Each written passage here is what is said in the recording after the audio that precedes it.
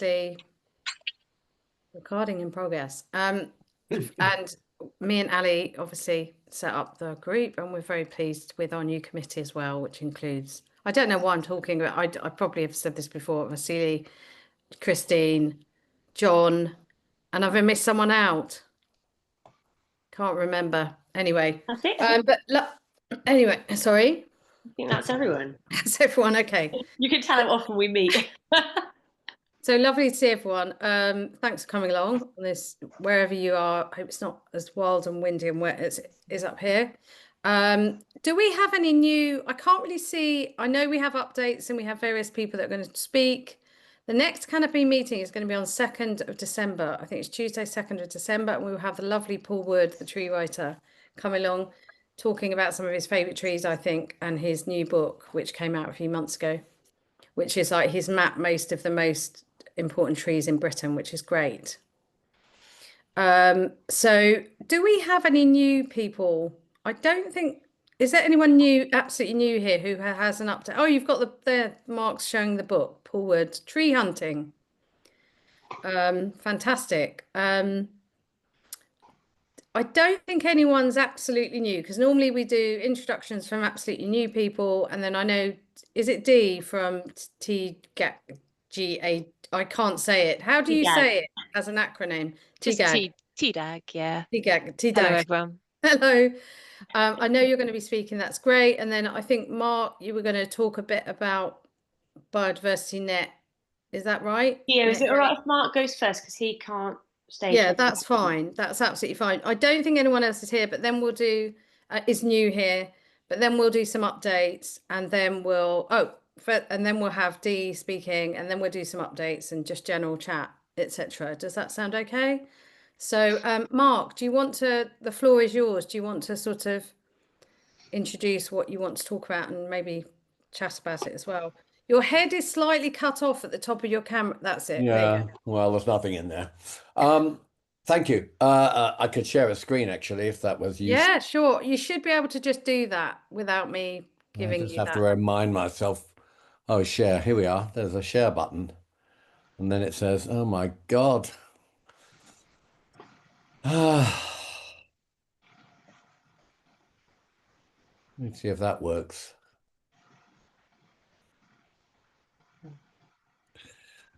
No, it's going to go all technical on me. Sorry.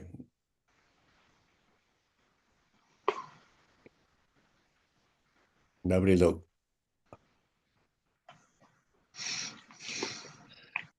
Oh, I have to leave and come back in again. So. Oh, do you want me to try and make you co-host or something? Well, I'm going to leave them. I'll just let me dash out and dash back in again and see if that works. Sorry, guys. Okay. No, that's fine. That's fine. Okay. Glenys, are you there? Got some interesting camera work going on. Okay, I've come out and come out, okay. but I'm not sure that's done the trick. Where are we? A minute here. What I've got on my screen first. Sorry, guys. That's okay. Do you want me to make you host and see if that works, and then you could give the hosting back to me when you're done? Or are you getting to the place you know how to get there? You're just kind of just trying to get there, but it seems to show. Here we are. That'll do. To show.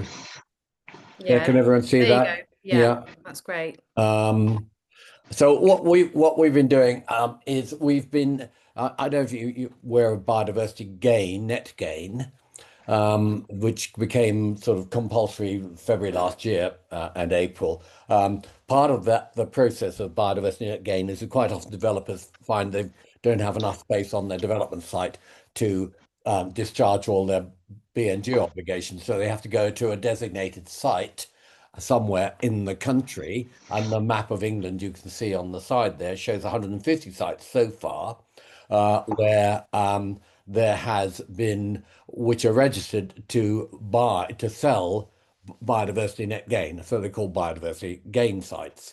and there are various ones about here and there. We've opened a site. You can see the URL at the top there.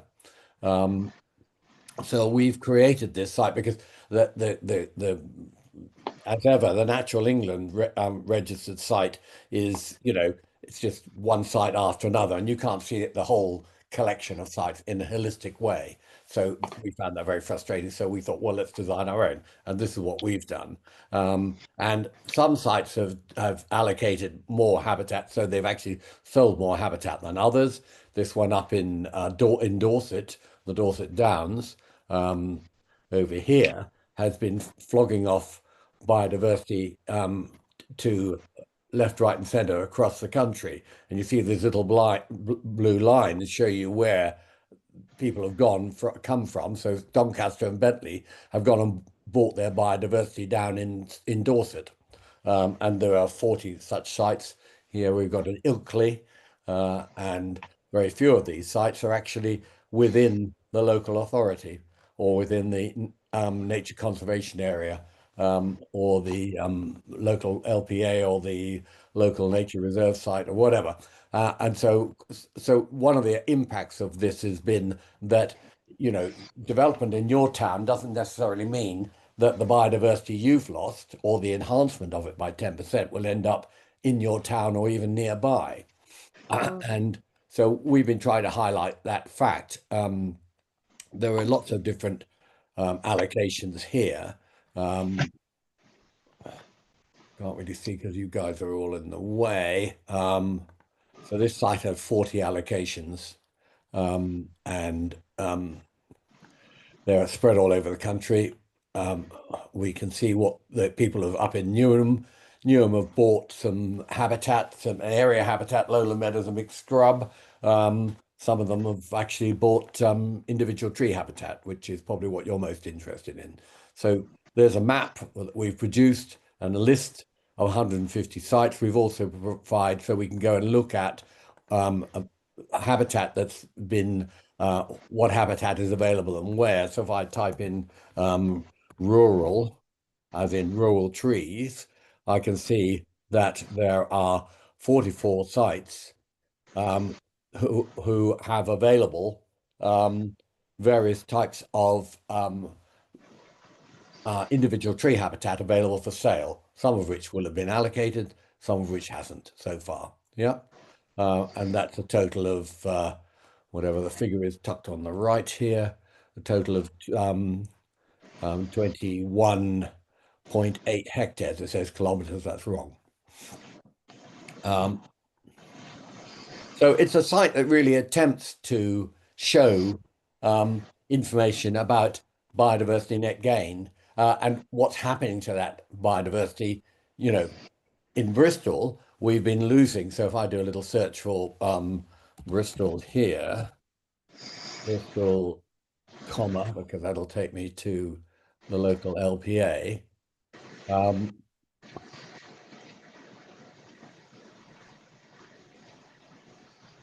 I look at this analysis chart, you'll see that on average, well, setting aside in Bristol, on average, habitat is being relocated about 33.5 kilometers away from where it was lost.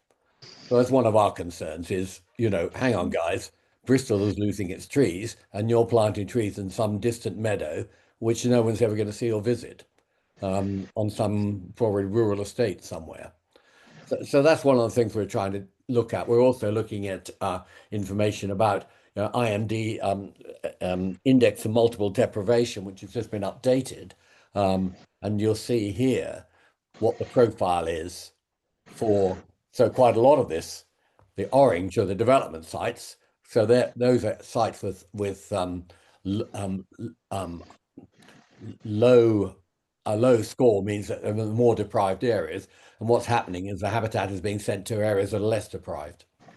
And so there's a whole lot of information that's being published on here. Also, we've done IMD, what are transfers? So there are 30, 34, 37,000 sites across Bristol that all allocated a score. And again, you'll see the tendency is to move transfer habitat from more deprived areas to more better off areas.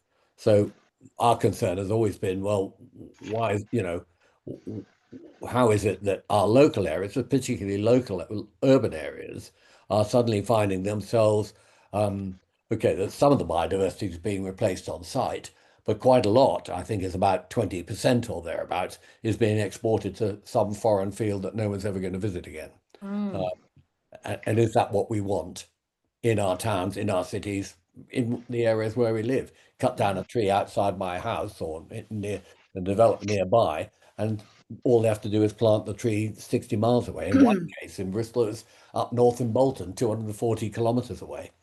Yeah.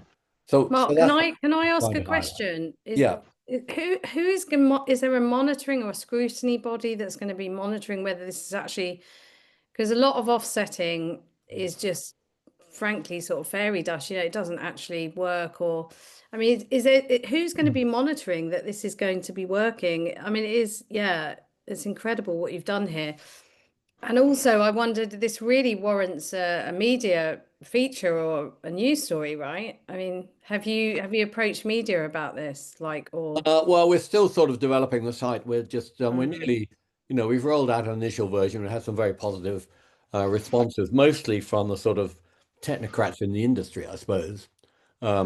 People are actually using it. What's happening is that there's a whole industry developed worth millions of pounds, hundreds of millions of pounds, where people are going to farmers and saying, well, you could get a better return on investment in your land by selling biodiversity to people. And so your arable crop, which isn't worth much, could be turned into quite often lowland meadows. A very significant number of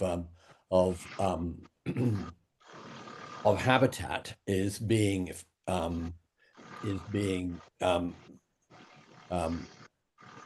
we look at there, the most common improvement habitat, these are baseline habitats and these are improvements. The most common improvement habitats are either other neutral grassland, mixed scrub, woodland broadleaf, or lowland meadows. So that's what most people are buying. So let's turn your field, which is producing a crop, into a lowland meadow. Well, not all sites are appropriate for that, of course. And we'll go out in the marketplace and we'll sell this to developers and they'll buy it and you'll have a 30 years guaranteed income, at least minimum 30 years guaranteed income. Ali, do you want to? Mark, yeah, sorry. I know if you're replacing on site, it's got to be the same type, hasn't it? But with credits, is there any way of knowing what is being removed? And is it like they're cutting down trees and then they're just planting some scrub? The trading rules are a bit more complicated, actually, because trees, for instance, it depends on the distinctiveness. Here we have got a list of distinctiveness on the second column here.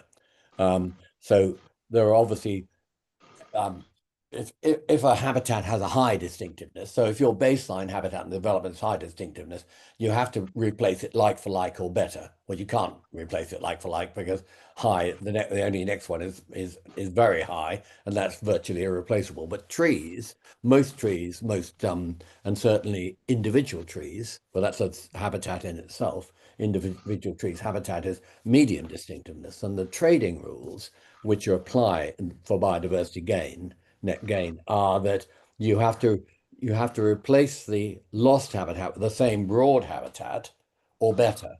Now, because of the way individual trees are designated, they're the only broad habitat. Unlike woodland, where you've got a whole range of different types of woodland that you can swap with individual trees, you either have to plant in new trees somewhere, or you have to upgrade it to a higher distinctiveness habitat as well. So, it's quite a complicated picture as such. So if we lose a tree here, yes, they can go out to the countryside and find somebody else who's flogging trees. But quite often they'll find, oh, well, let's just have lowland meadows instead. Yeah. Or traditional orchards or wet woodland or whatever those, one of those higher categories, and they can do that. That's legitimate. Right.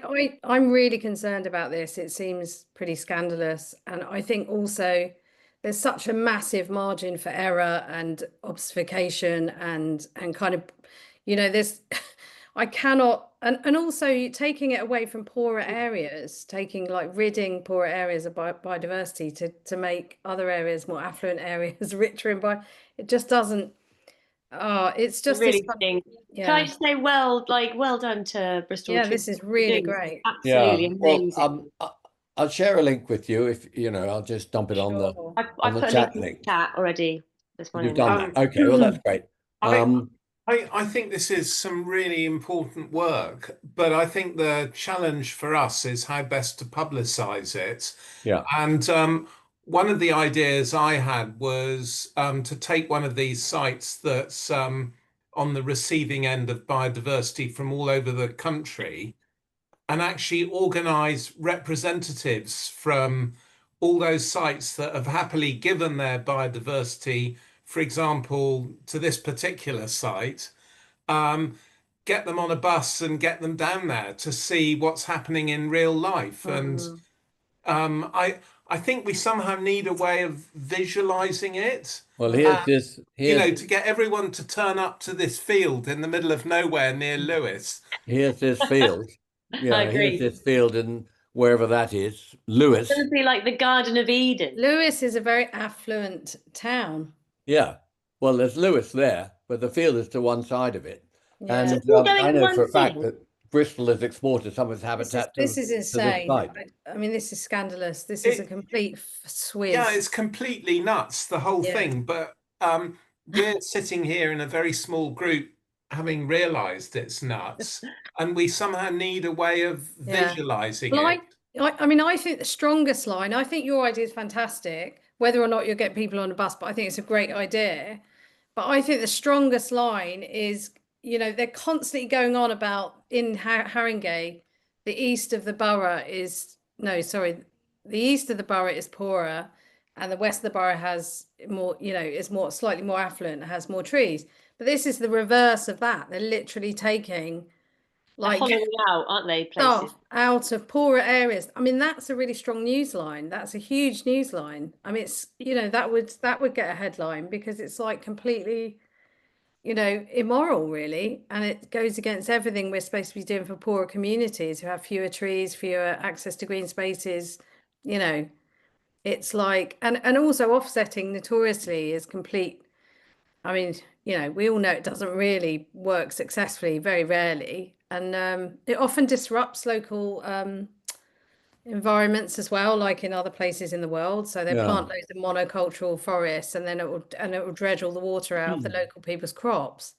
There are some organisations which are what's called responsible bodies. They're the ones who apply to be registered and are authorised, licensed by the government through Natural England to have these sites. And some of them, there are wildlife trusts.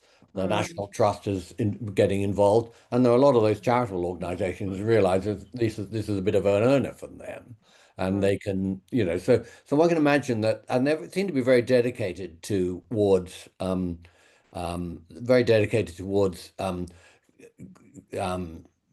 maintaining and looking after their habitat as such. Of course, what they're doing is they're getting outside developers from far away, and if you look at the graph here I've got down on the bottom on the left, you'll see that the median distance, as I said, is about 33 kilometers, but some of these sites are 400 kilometers away from where the habitat was lost. So it's quite amazing. But and I think one of the concerns we have in Bristol is, well, there are no such sites. The nearest site to us is 11 kilometers away, out in the countryside to the west in Consbury, and it's all very well sending our trees there, but we're never going to enjoy them. Yeah, and it's also this very much piecemeal attitude towards nature. You can just carve it up, move it elsewhere, and it will thrive. It's this. There's no respect for existing habitat or understanding the complexity of it. It's kind of like it's a very business approach to kind of natural space, isn't it? And amenity. I think this is brilliant and just well done.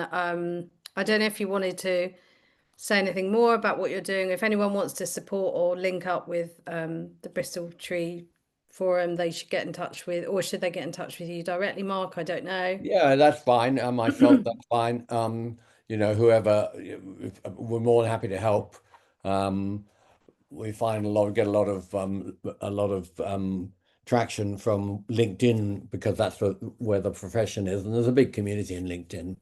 But we'd like to engage with other people as such. You know, and we've been advocating for, you know, the whole problem is that all this is sort of on tenterhooks at the moment because the government is about to pass this growth and regeneration bill, which could decimate the whole of this business altogether if they decide that developers can trash any piece of land they like and just pay a fee.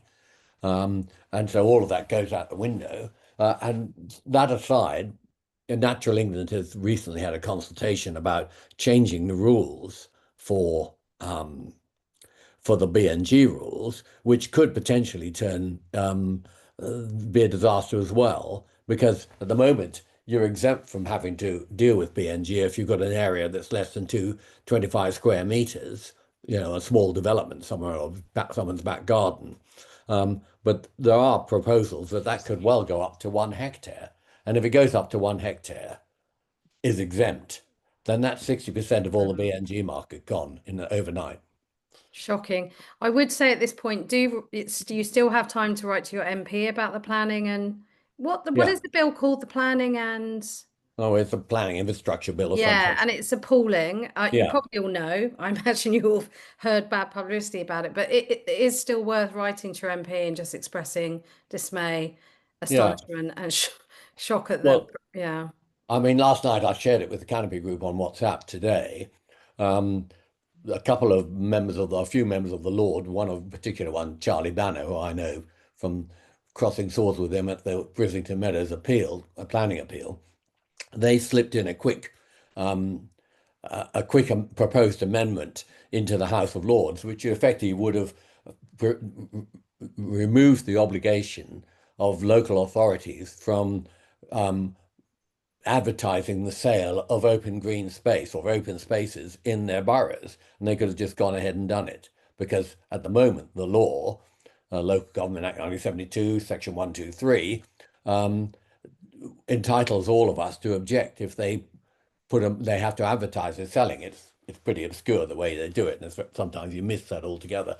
But this particular amendment was chucked in at the last moment. Luckily, the government didn't support it, surprise, surprise, and the whole proposal was thrown out. So hopefully we won't see it again. But it had to be passed. It would have been devastating for communities like ours. Yeah, I mean, I actually thought that the protections were pretty pants to begin with. So to get rid of they are. anything, I mean, that's exactly what happened with Wilmot.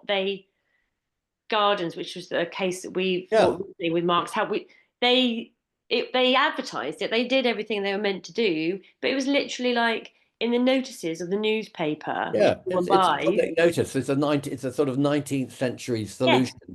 Look it up on the public notices in your paper. And it's right at the back. Anymore? They just got to do it twice, and this was like during COVID, so no one was even going out buying newspapers, and they advertised the loss of 7 sites all at once. They didn't get a single objection, which is obviously evidence that nobody knew it, because everyone, when they did find out, did object, but it was too late by then that the land had been disposed of. So actually the protections were pretty rubbish anyways, but to get rid of that is completely crazy. Well, I mean, they're not able to. It's excellent news. I mean, this is just the developers. This comes after the Shropshire Supreme Court case of a matter in Shropshire that the guy I know who fought it at every level, lost at every level, took it to the Supreme Court, and they finally won. They said that when the council flogged off a piece of what was actually a park to a private developer, it was sold off in a trust that it was held for the benefit of the community, and they couldn't use it, and they really find themselves in difficulty. So there was a Supreme Court decision. So this is a rearguard action by developers to overturn that decision, and luckily it didn't work. Doesn't mean they won't try again, of course. And isn't it the case that if they had got this amendment through, it would have been backdated? Yeah. To like 1980 or something bonkers. Yeah. And we're talking about the Open Spaces Act. It goes back to 1906. Anyway. Yeah, I mean, this is insane. I mean, no, it's like flimsy protections are being dismantled left, right, and centre in an astonishing act of vandalism by this government. I'm so shocked. And it's no wonder we're disconnected, increasingly disconnected from nature. And I just shared that piece in The Guardian. I don't know if you saw it, that on various criteria in England, or I don't know if it's the whole of the UK, but we're the most disconnected nation to nature, one of the most disconnected. And it doesn't surprise you if our government is leading by this horrific kind of disregard for anything natural, which we're obviously all part of. You know, we are a species too, you know. Well, that's happening at local authority level. I mean, we've Yeah. got a piece of land here called Stoke Lodge Playing Fields, which has been notorious for some time, was designated the TVG, and then they went to court. The local school that had a playing field there objected and went into the High Court, and the High Court judge agreed that it shouldn't be a TVG if we removed it. And now they've replaced the fence and driven this fence through a whole lot of TPO trees. Through the roots of and destroyed one tree and cut back branches. And when we complained to the local authority, they said, "Oh no, permitted development. They can do that." Yeah. Yeah. Now, I'd like to get legal opinion of that. I've challenged the chief planner, but I've said, did you actually say that if it's permitted development, there's no need to comply with the TPO legislation? Because that's not how I understood it. Yeah, it seems like they're emboldened by what's happening in the cabinet, what's happening at the top. And that's the Green Council. Yeah, unbelievable. I know. Thank you so much. That was Anyway, really interesting. Thank you so much, Mark. And do we can put you in touch with Mark, or if you want to. I don't know if you want to put your email in the chat, or anyone who wants to. Yeah, that was great, and great the work that you do, and the Bristol Tree. Well, happy to share with anyone if anyone wants to learn more. Sure. Do what we can. I definitely can see that in a paper as a leading story on nature. We're working up to it. Yeah, I'm sure you are. Brilliant. But we just wanted to gather the evidence together. Yeah. It's fantastic. Thank you very much. Okay, guys. Thank you. Thanks. Lovely. So let me just get my email. Sorry, bear with me, because I know that I meant to introduce you properly, Dee. Sorry, I've got to get it up.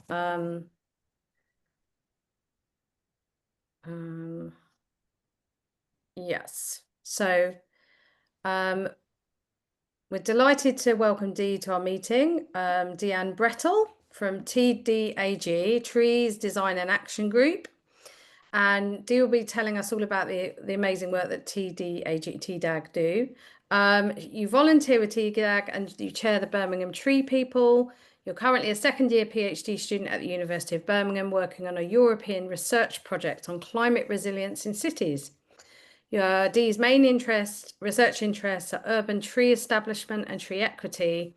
And you used to work for one of the world's largest climate change experiments in Staffordshire, By4Face. I don't know what that stands for. And prior to that, you were a forest school leader in a primary school. That's wonderful. Dee has been in the world of trees for over 20 years, and she says she drives her family mad talking about trees. So join the club.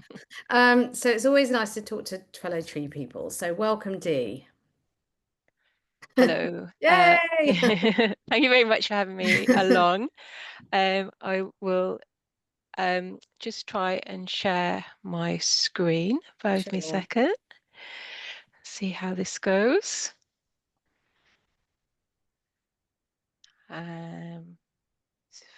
Brilliant. There you go.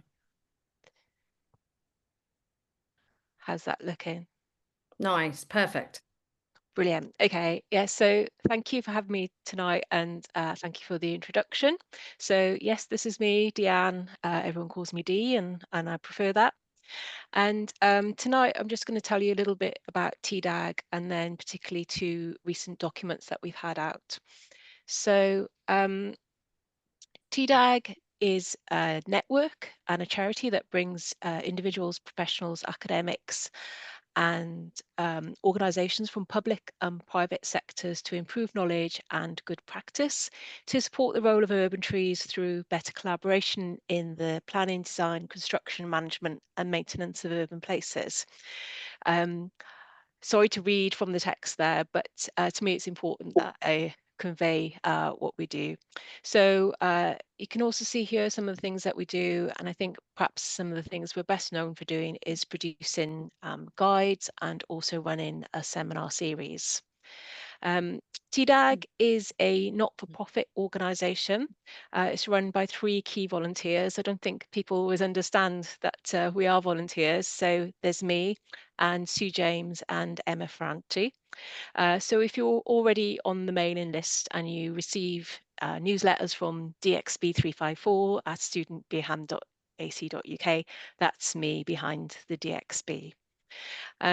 So yeah, we used to be a network that would meet in person. So we had like a TDAG London group and a TDAG West Midlands, but unfortunately, COVID put pay to the face-to-face meetings. So now pretty much everything is online.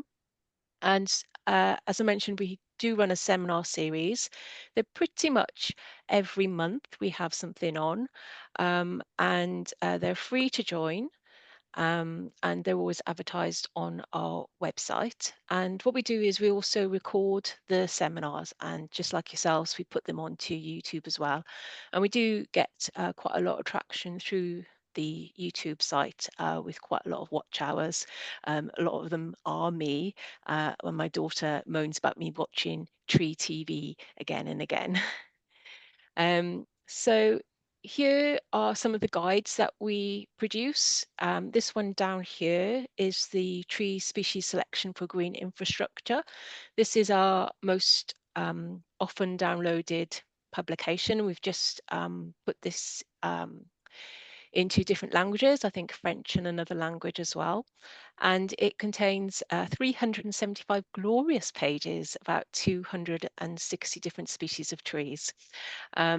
And then another one which you might be interested in is we've got this one, a guide for community groups on about how to plant larger trees. And then you can see around the sides here, these are our first steps guides. And a first steps guide is usually very short, just 4 pages, and they're intended to be easy reads, which are aimed at those for all working in the built environment. So they're fairly broad, but they're intended to be broad, and as the title suggests, they really are about taking that first steps into that topic. But within there, there'll be lots of references signposting people to read more information if they'd like to learn more. We normally have a couple of case studies in there as well, which I find really useful. And then we have some handy diagrams as well. So earlier this year, we launched First Steps in Urban Noise, which I can't tell you too much about, but if you're interested in the role of trees in reducing noise in cities, then this one's definitely worth a read. And then the guides which I will talk about tonight are these 2 latest ones, which are both about canopy cover. So both the guides start off with an explanation of what canopy cover is. And so we say that canopy cover is a 2D or 2-dimensional representation of the area covered by the branches and foliage of trees, and it's usually expressed as a percentage.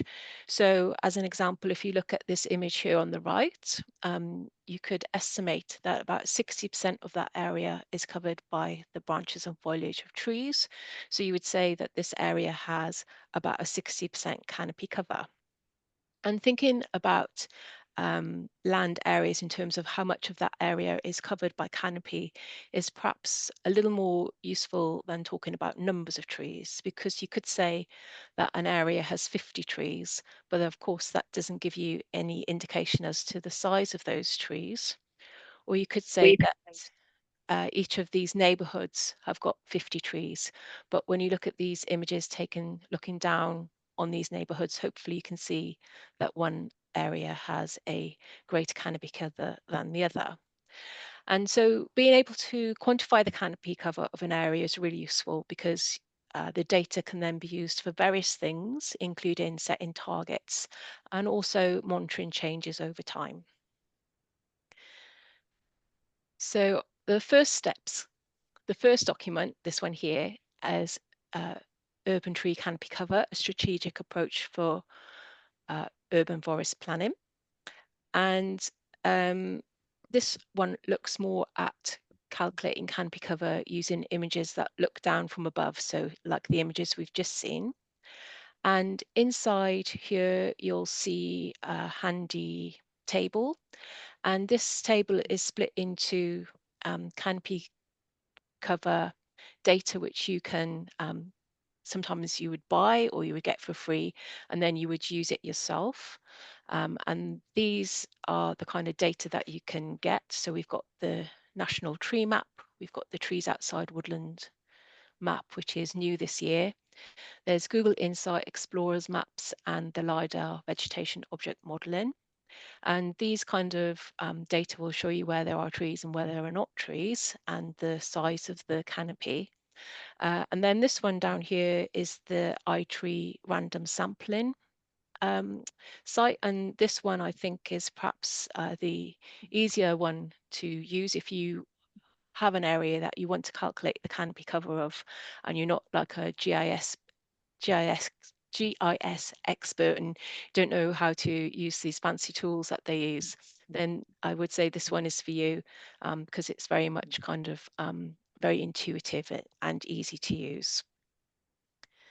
The second part of the table down here, this points to sites where canopy cover has already been calculated by these different organisations. So we've got the Friends of the Earth tree mapping, we've got the Google Environmental Insights Explorer, and we've got the Urban Tree Canopy web map, and most recently the tree equity mapping. So I believe all of those are free, and the bottom two are kind of software providers that you can buy into. And this is an example of a canopy cover map. This is Birmingham, and this shows the 69 wards of Birmingham. And you can see that the darker areas here are where there's very high canopy cover, and then the lighter areas here are very low tree canopy cover. And when you have your maps and your data like this, it's really powerful for understanding the urban forest as a whole at a large scale, strategic scale, and it helps us identify where trees are needed most. So the charity that I volunteer with, Birmingham TreePeople, we focus a lot of our time trying to introduce trees into these areas here, which are hopefully you can see with I'm moving my mouse around here. So these have got very low tree canopy cover, and they're also very highly populated. And then if we look at the Woodland Trust map, a similar area, this looks even closer at a kind of neighbourhood scale, much smaller scale. And you can see this area here has a canopy cover of 3%.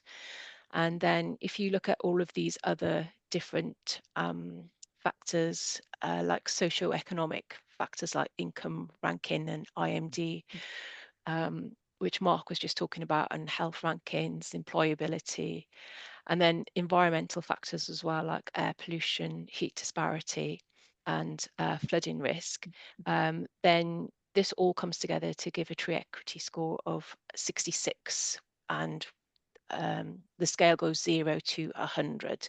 So although this area here has got very low tree canopy cover, the tree equity score is not too bad actually for Birmingham. Sometimes we're more around about the 40–50% in the city centre. So yeah, so it can be very useful, but canopy cover is not perfect. And I say that because this is one of the diagrams in the canopy cover document. So these here are supposed to be trees, looking down on trees, and you can see they all have a very similar crown spread, if you like. But if you were to look at those trees in elevation, you can see that they look very different size, heights, volumes, and densities. And you know, not all trees are created equally, and so you could have this example here where we have these two areas which have the same canopy cover roughly, but underneath one we have this very large lovely tree which is providing a great deal of shade, and which is loved by the locals, and they like hanging out underneath the tree in the summer months. Or you could have the same area, but the trees under there, you could have a few smaller trees which might not be particularly in good health. So the document is saying that as well as a canopy cover metric, it's also really useful to also know your tree stock, know your tree inventory, know what species and age and size of trees are grown in your city. So I'll just quickly, if I'm all right for time, just tell you about the second one. So this is about first steps in canopy cover assessments. And this is more so about the development site scale. And what this document does is it signposts to more information and discusses the advantages and limitations of canopy cover assessments.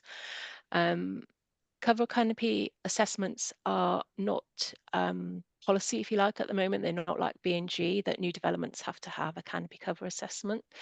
It's very much a choice by local authorities, but is something which I think is being picked up in and is perhaps on the horizon, if you like.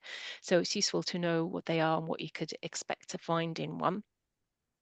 And yes, one of the key things is that we say that these assessments should be done by a competent arboriculturalist.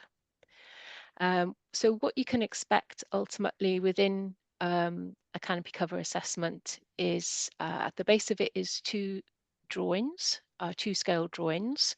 So somebody will actually go to a site, measure the trees that are existing.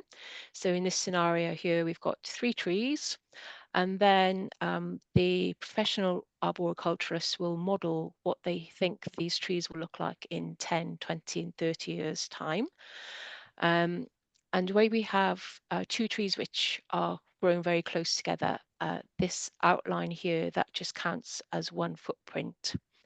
And what we see here is we have a tree which is, I forget the word now, columnar. So actually this is could be a very nice big old tree, but it's not going to get any wider because that's just the nature, that's just how it grows. So we have our without development, these are our trees, and this is how large that we could expect them to get in 30 years' time. And then you have your second drawing, which is a with development drawing. It has your new buildings, and then you show where trees have been taken out, and then also where new trees are going to be put in, with the idea of hopefully demonstrating that in 30 years' time, the canopy cover of the new development will be greater than what was there before. Just one other diagram to show you. So in this scenario here, this red line here is the boundary line. So trees outside of the boundary line wouldn't count in a canopy cover assessment, and neither would this kind of overhang into the boundary line, because ultimately these trees could be cut down.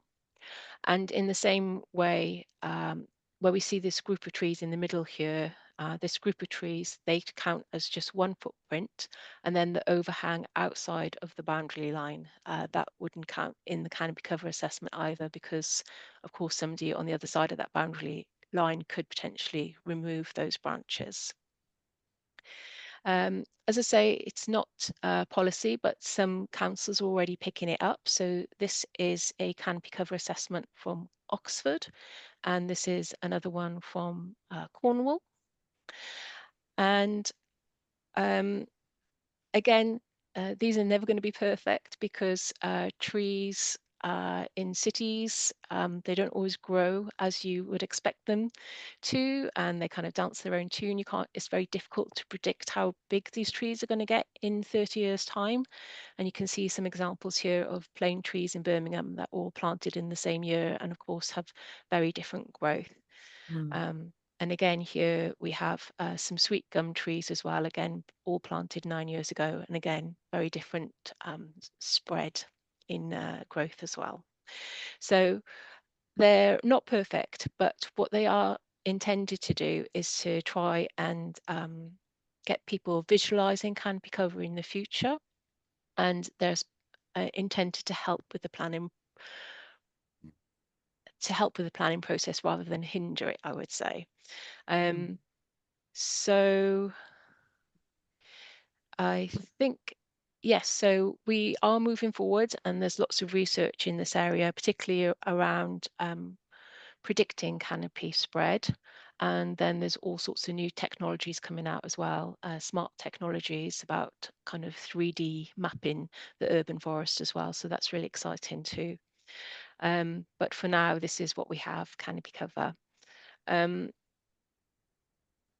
I feel it's an exciting time to be working in the world of research and trees. Today we had a TDAG seminar where we invited people to submit an application. We had lots of applications from people across the UK, which is perhaps a little unusual, and it's exciting times. I think there's lots of innovation and research happening in the UK.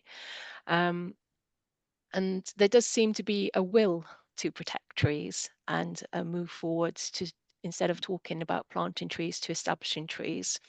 And I hope that with organisations like yourselves and organisations like TDAG, that we can continue to try and bring interdisciplinary groups of people together, sharing best practice and doing our best for trees in the urban environment.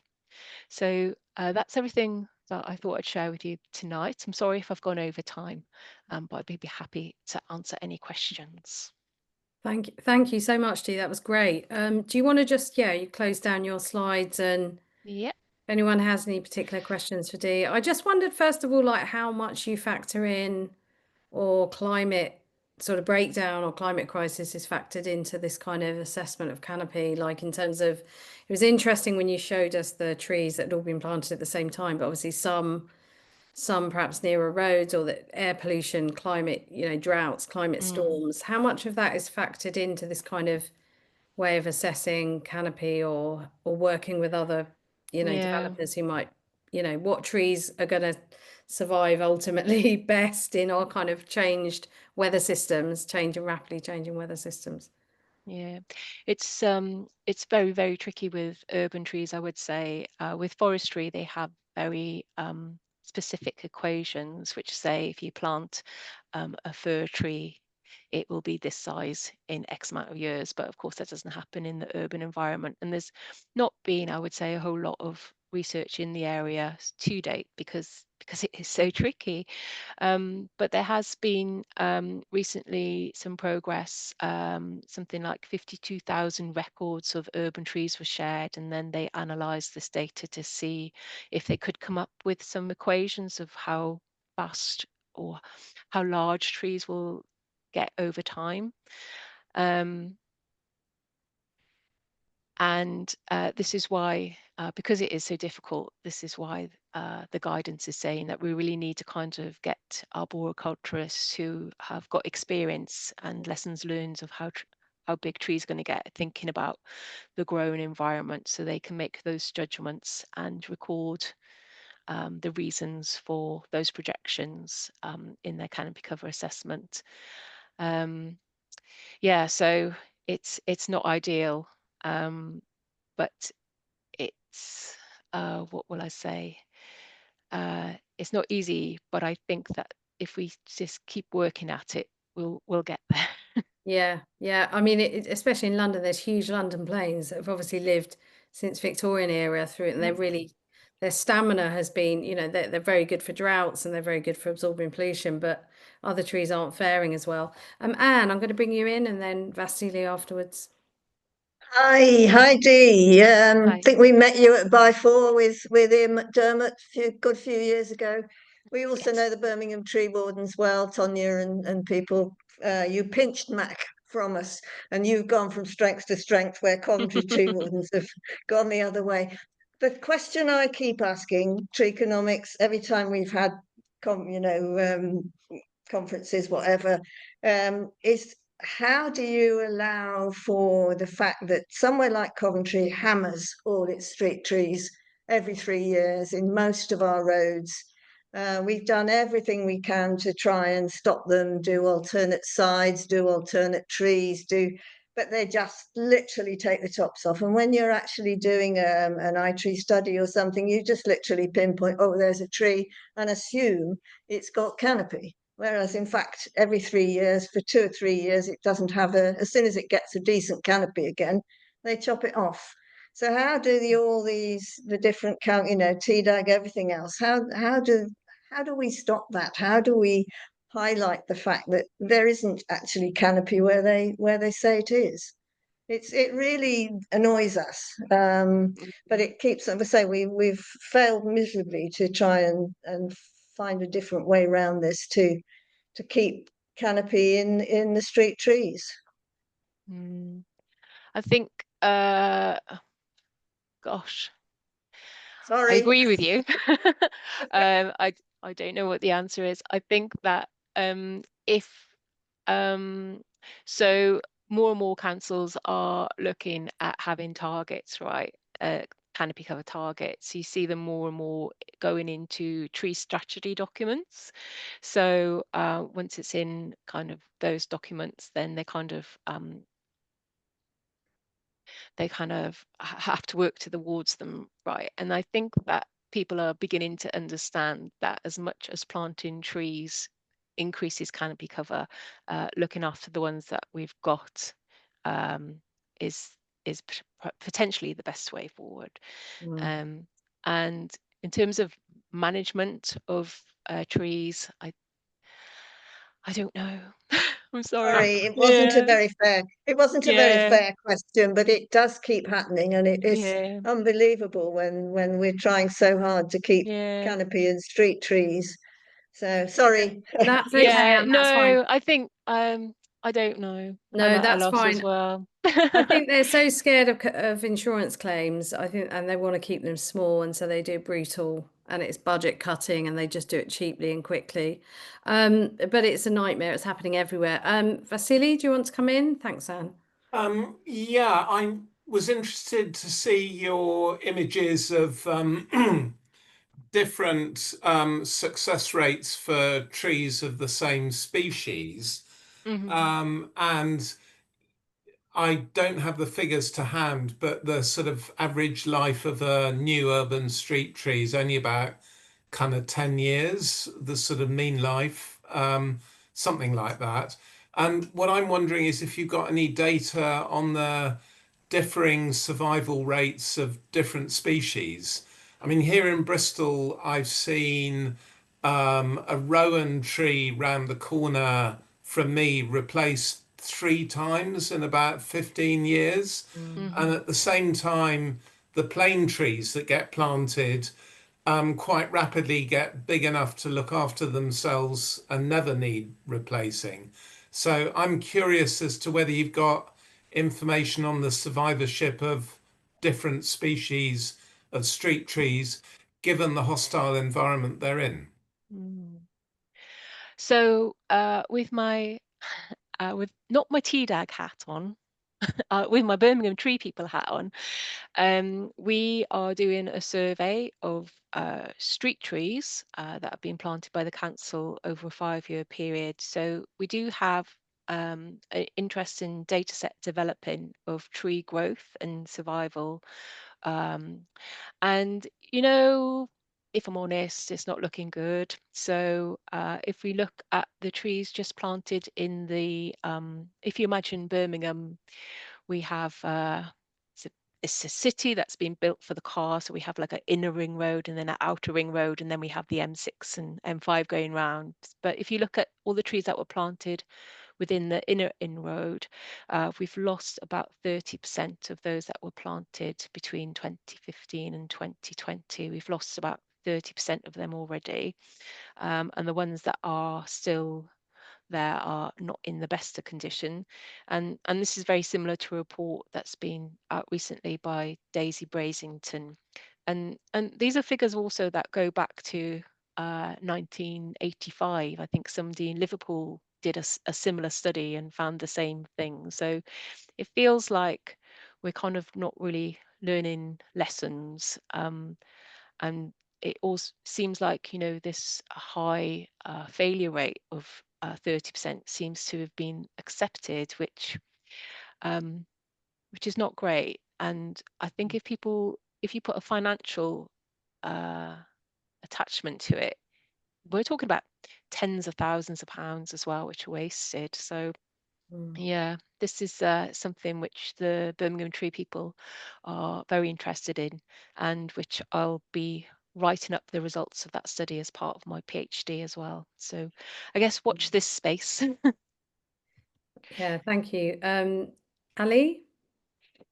Hi, yeah, hi Dee. Thanks so much for Hi. joining us. It's really nice to see you. I guess it's interesting what you're saying about survivor rates and also what Mark was talking about with the BNG credits and stuff. And it just really feels more and more like mitigation. I know obviously some trees are, die for good reason and then they're replaced and that's great. Sometimes they're not. But, when we talk about mitigation, it's really just not worth the paper it's printed on, is it? Like it's just a dirty word that developers sort of rely on to get away with doing stuff. But that wasn't my question. I seem to remember, and I can't remember what legislation it's in, but I believe there is sort of two questions in one. But there's legislation, isn't there, where house building happens that they have to put in street trees. Is that right? I believe that it does say in the National Planning Framework, the current one, that new developments should have street trees, I believe, but I don't think it is enforced. It Okay. just kind of says it. Yeah, and I mean, I see them going up everywhere, and you just think, as they're building, you think that road is not big enough to put trees in. But I just wondered, sort of, with that in mind, and with tree failure rates, like, I don't know whether the surveys have been going on long enough, but do you think canopy cover in urban areas is increasing or decreasing? All the planting efforts and everything. Yeah. My feeling is, I don't know. When you look at when you look at it, it's just very complicated because you've got these kind of all of these different age trees, and a tree might get to sort of 10-15 years old and then it will really, really grow. And so unless you know like the whole this very detailed inventory data of how what the different trees that you have and what life stage they're at, it's really difficult to look overall. But my feeling in Birmingham is that we are potentially just going to break even.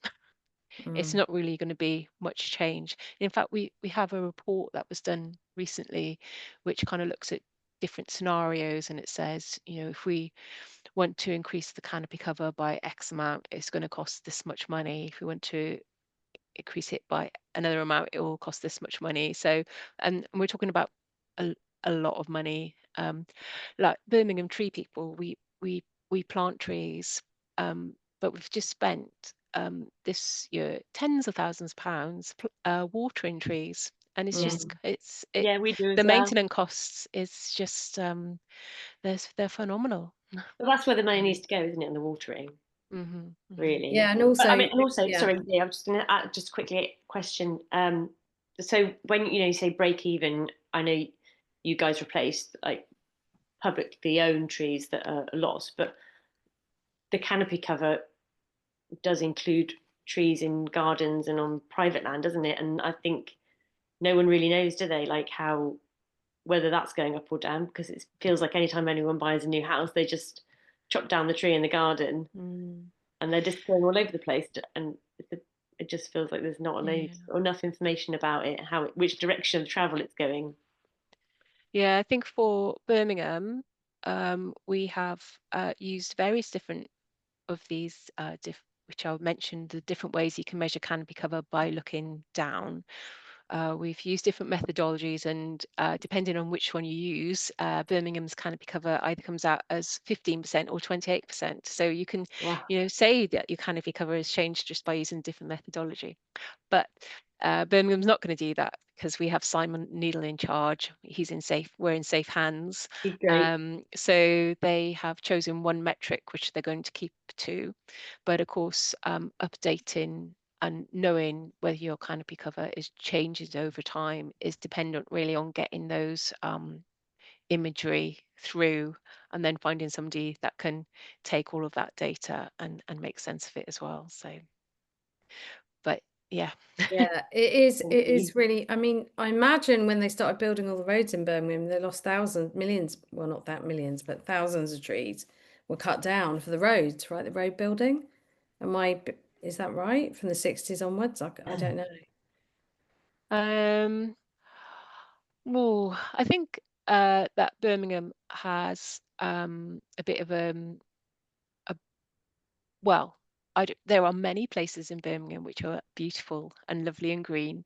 And certainly the new city is being redeveloped, and trees are very much at the heart of it. So we have a city of nature plan, which kind of really puts nature at the heart of planning. So I think that Birmingham is changing for the good, but equally, at the same time, people will continue to put in applications to have trees removed from streets because they want to have a drop curb so they can park their car on their drive. Yeah, I was so yeah. Yeah, but, I was going to say also, because I take the West Coast Avanti line from like London all the way up through, you know, through so many, I see so many developments on the side of the track that are just, there's no tree to be seen in any of the new housing developments, nothing, absolutely nothing. But yeah, that's just an observation from my, and I think Ali made an excellent point about people felling their trees in their gardens. Like, it just seems to be a trend, and that people just seem to be like felling them left, right, and centre all the time, anecdotally, but also, I don't know, it seems to be a thing that people want to do more and more, which is, yeah. Vasily, do you want to come in? Yeah, just to say, from the point of view of the Bristol Tree Forum, in Bristol, particularly central Bristol, we're losing significant numbers of important trees to development sites, and the developments are required to put money into a budget to replace the trees, but there just simply aren't the sites to plant replacement trees. So what we're finding is we've now got kind of round about £500,000 sitting in our tree replacement budget. So we've got lots of virtual trees, but not many real trees. And John Tarleton, who's normally here tonight, is not here because he's projecting to, you know, on the wall of outside Bristol City Council, the council building on the day of a full council meeting. He's projecting images of the chopping down of about 70 trees in the middle of Bristol, which we know will never be replaced in any way because there are no sites to replace them. So I think we're in a slightly different situation from sort of leafy Birmingham with all its wonderful soft verges. In the centre of Bristol, when trees go, they're not replaced. We just get platitudes about how many are going to be replaced. The developers put money into some kind of a fund, but nothing ever happens. That's shocking. You must send us images or a video of that. I'm hoping they're recording it, right? Yeah, I mean, there's a pretty devastating video of all the trees being taken out, which isn't really, you know, that different to what happened in Plymouth. Is it the plane but it's, tree, like, or is it the campsite, or is it the plane yeah, tree? it's the Baltic Wharf campsite. Oh no. That's shocking. Is there a lot of support for your group? Is there a lot of outcry Well, locally? I think often what we find is that in some of the areas where trees are needed most, such as city centres, there are fewer advocates for their protection. And, you know, if you don't have that many people who actually live there, they're not going to be fighting for their protection. Yeah. So It's I guess interesting at because some point it will change in Bristol, but at the moment there's there isn't a single person in a position of power who's fighting on behalf of trees, unfortunately.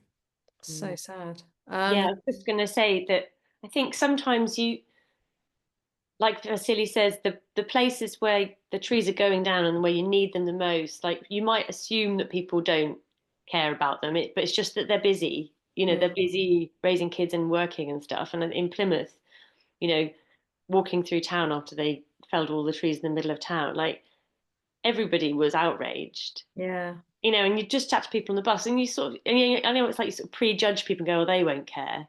But, so many people do care. When I talk to people about planting, that, I quite often go, oh, they won't want any new trees. And people surprise me all the time. But it's, like you say, they just haven't, they're just not making any noise about it, but it doesn't mean they don't want them. Absolutely, yeah. No, it's just shocking, but I mean, retention is so important. And in Haringey, obviously, I set up Haringey Tree Protectors, and we've been fighting hard. I mean, less so now actually, because I think we're running out of steam a bit. But I've always been banging on about retaining trees, protect what we have, plant some more, great, but please protect what we have, because those are the big canopy trees, the really important trees often.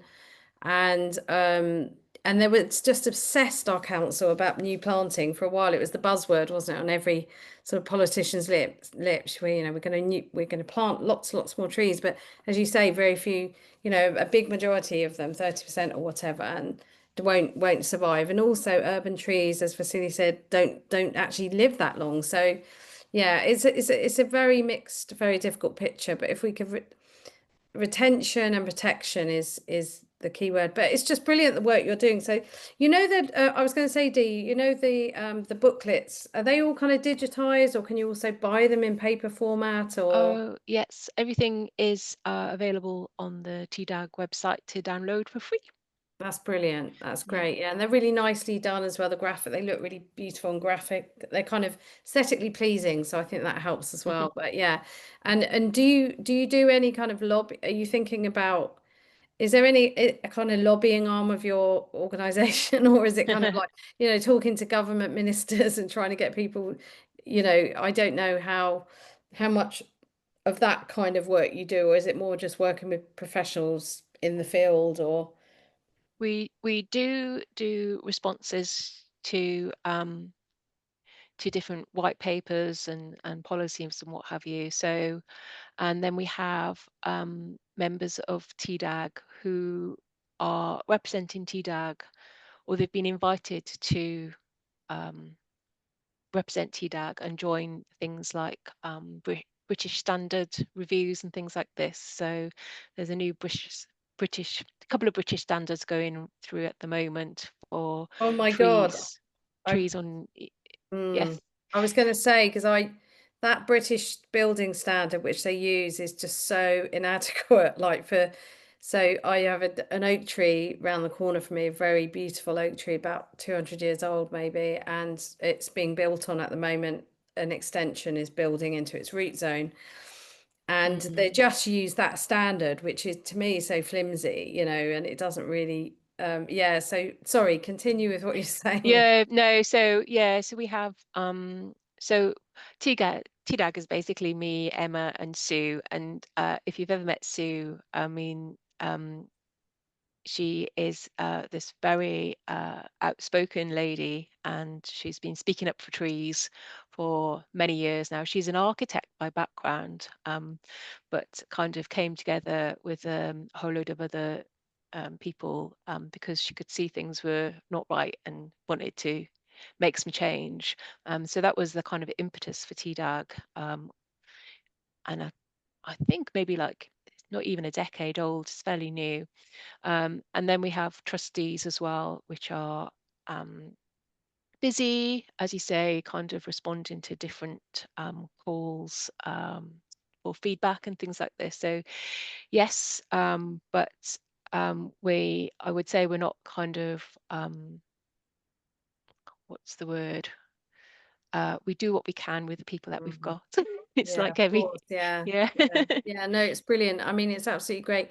I really appreciate you coming. Unless there's any other questions, I appreciate you coming along so much. You're welcome to stay along, or if you need to, whatever you need to do, it'd be lovely to have you here. No, thank you. Thank you very much. Thanks everyone. Thanks to Dee from everyone. So I think we'll move on now to sort of updates. So does anyone have anything they want to say, an update or a question or an issue or anything at all, really? I don't know who, whether anyone's got anything to talk about, update on. All the trees are safe, it would seem. In the world. We saved them all. Hooray. I mean, I don't want to hog things. I've got things I could say, but Simon has to go. Go for it. Just looking at who else is here.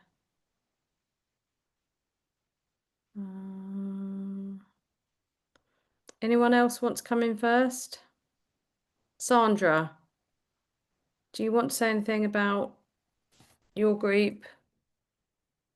So, yeah, our group is very small and was put together very quickly in response to a particular thing that was going on our local high street, and it was about these really small trees, and that, you know, the council just lopped the tops off some of them, and then some of the locals came out and defended 2 of them, and things have moved on, and they've capitulated and replaced the trees with new trees. You know, it was a very small action, and since then we haven't really done a lot. And one of the reasons why I've been attending and what we've been thinking about is how do we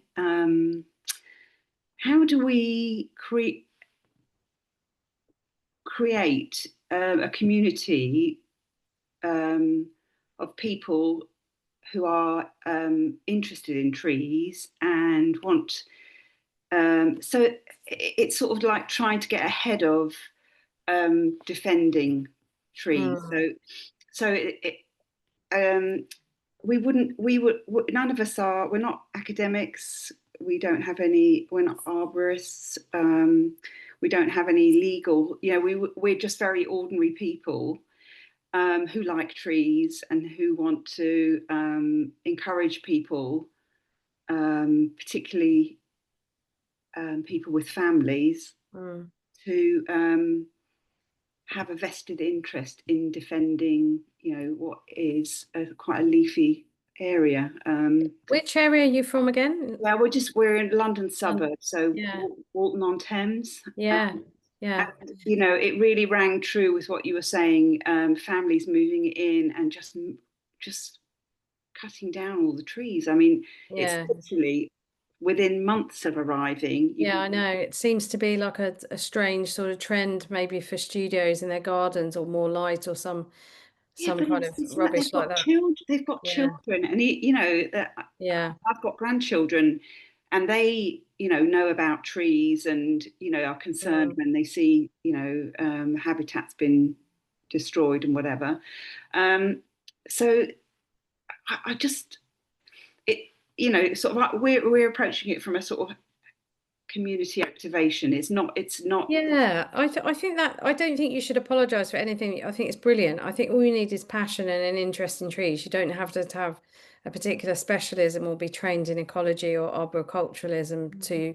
You can learn about trees just by reading about trees. You don't have to be like become an arborist to know why trees are valuable. And I think you should have, you know, I think even though you say it was a small action, it was a significant action because it stopped them just doing what they wanted. Like, trees are just little things you can clip off, and they, you know, just they're endlessly expendable. I mean, I think we've got a really good resources page now on Canopy, which Ali's been putting together with Mark, and you know, resources page where you know, what about setting up a tree group, you know, what should you know, and it gives you kind of tips and kind of examples. I think just education is really, because you know, in the absence of our governments and local governments really doing any really excellent outreach and good messaging about trees, There's astounding amount of ignorance. You know, young people you think would care about nature, moving into houses, renovating, and then seeing the outside almost as the inside of their houses. They have to have it neat and aesthetically tidy, and they almost see nature as messy. I don't know. It's very, very demoralizing, but maybe a little education, like a little outreach flyer campaign or on recycled paper. One of the ideas that we've had is about, you know, we know that people in the area are interested because, you know, to defend those trees, we literally got on the streets and engaged with people face to face, and we got them to petition the local council and whatever. So we know that people are interested and will do things if they can. But we thought about, you know, individuals or even families just looking for their favourite tree in the area, finding out about it, how old it is or what it, you know, the species, blah, blah, blah. And then if there is such a thing as a tree day, putting something on the tree to explain, to say, and it links back to your last month's talk where, you know, I am whatever the tree, not sort of talking at the tree, but saying that the tree saying I'm such and such a tree and I've lived here for X or whatever. So personalising it, making it a real thing. Absolutely. Ali, do you want to come in here? Yeah, I was just going to say there are a few tree day things. There's a National Tree Week at the end of November. I think earlier in the beginning of the year, there's a thing called National Tree Dressing Day, which is quite a fun one. So you can like make crochet or write cards. One year we wrote poems on Valentine's cards for trees and put them on them. But going back to the campaign, I presume you haven't got a tree warden network where you are? No, because they would be really helpful. But you've got like a Facebook and WhatsApp group and things like that.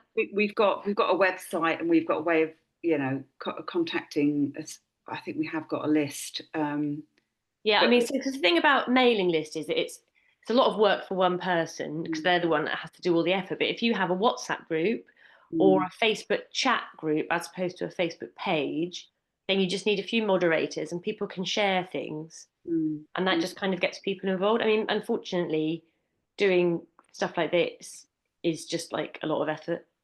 But, you know, it's not like it's good, but you do have to, you know, you just have to get a little group of people to be kind of the engine of it.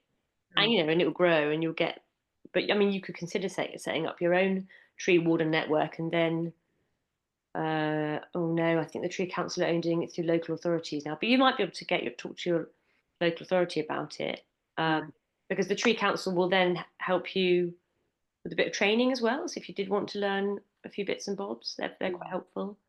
Yeah, so like Gio said, there's the resource page. Perhaps we could have a look at it in a minute, Gio, because we didn't really talk about it the last meeting. Yeah, shall I share it? Shall I get it up and we could just have a look at it as we've got a smallish group today?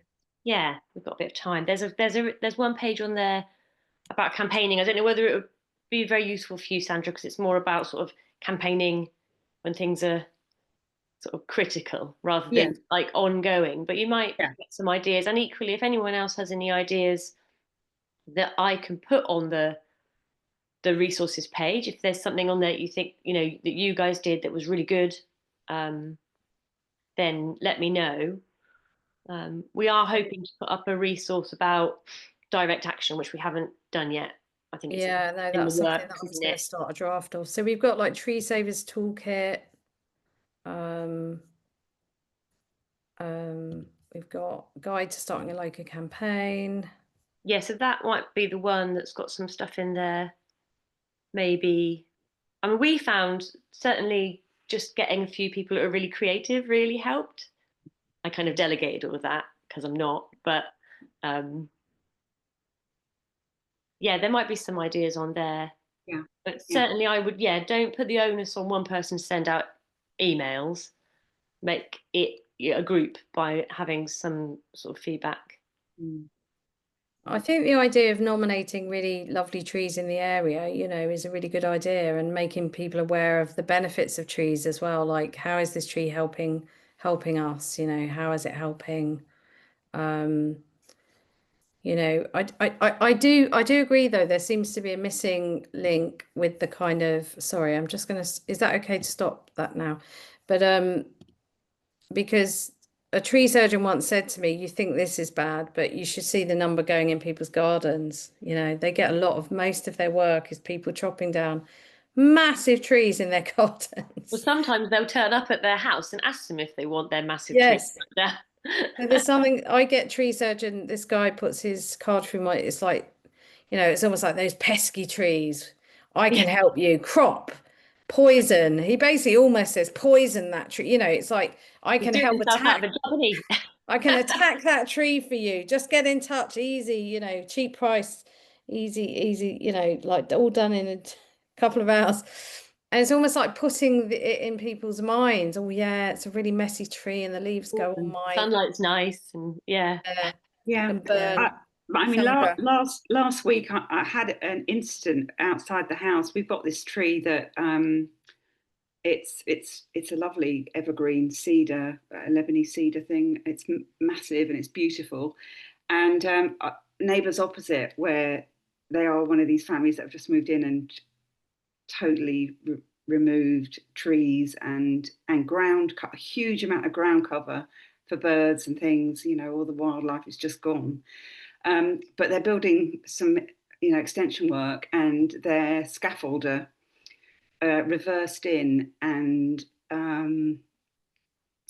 he drove over our tree, the ground, the soft ground where the tree is, up onto our verge, basically. And I'd gone out to walk the dog, and when I came back, there was this massive divot curve where he'd gone in, and so I was just absolutely fuming, and went over and insisted that he came out, and eventually he did come out on his own, and I had a conversation with him, and basically he said that it was a tight turn for him, and the cars, which the cars were where the people who are working in the house, or the people who live in the house, have put the cars out on the road. So he said he could, you know, those cars made it more difficult, and therefore he had to go up on my curb. And I did say, I said to him, look, this is a really special tree. It's a, you know, it's covered by a TPO. He goes, oh, is it? What's so special about it? Then I thought,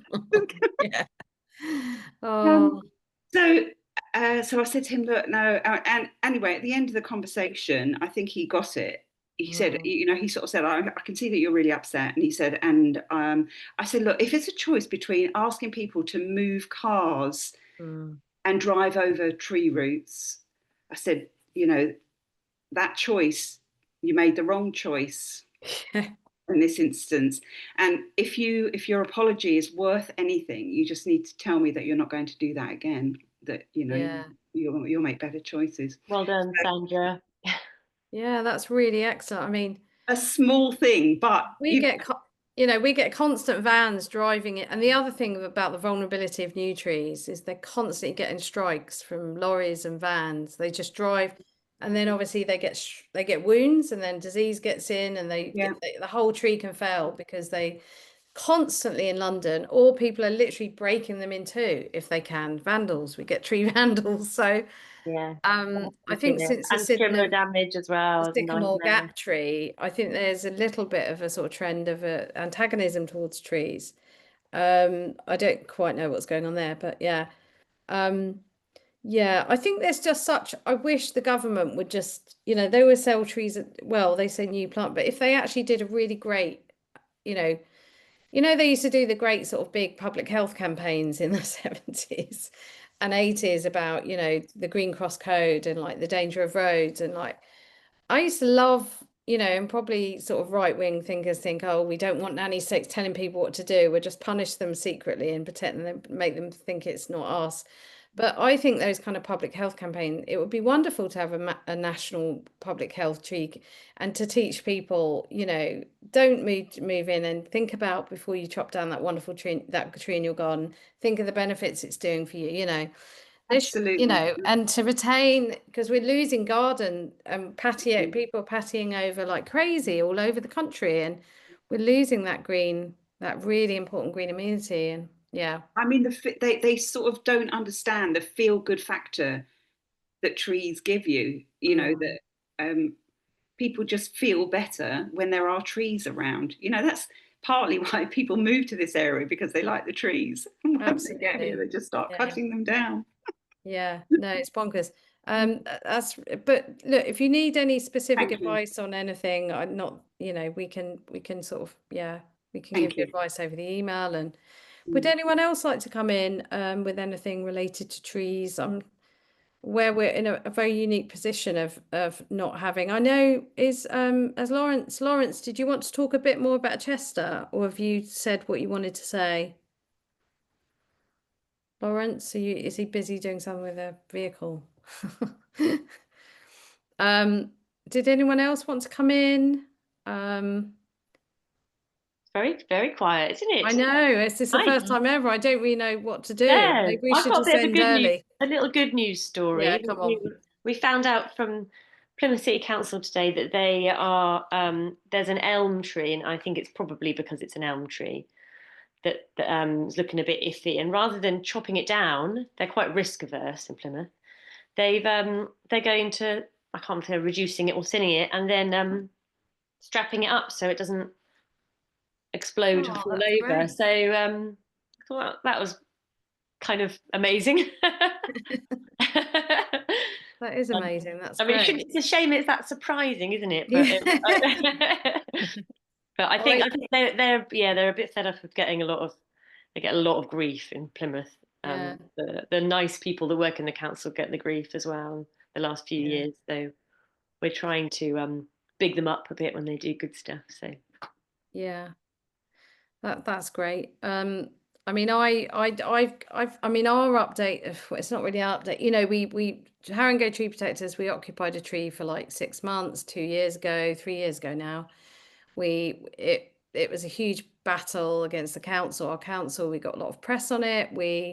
It went to local hearings, then it went to a JR with the owner of the house. There were separate sort of legal routes being pursued. The houses getting underpinned. Finally, both the insurers capitulated eventually. I think the collective pressure of our campaign and also the homeowners. Our aim was always to shed a light on the frankly sort of what's the word?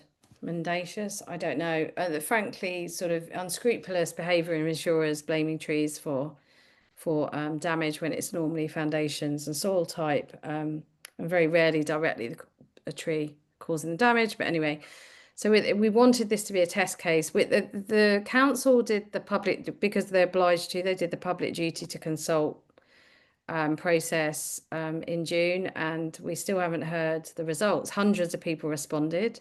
We made a big hoo-ha about it.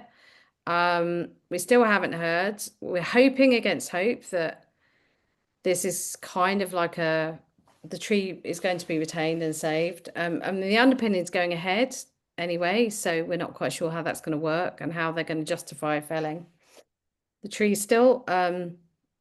So yeah, that all hangs in the balance a little bit. I think they're probably still being pursued by the unscrupulous insurers to get some of their costs back for agreeing to underpin the houses.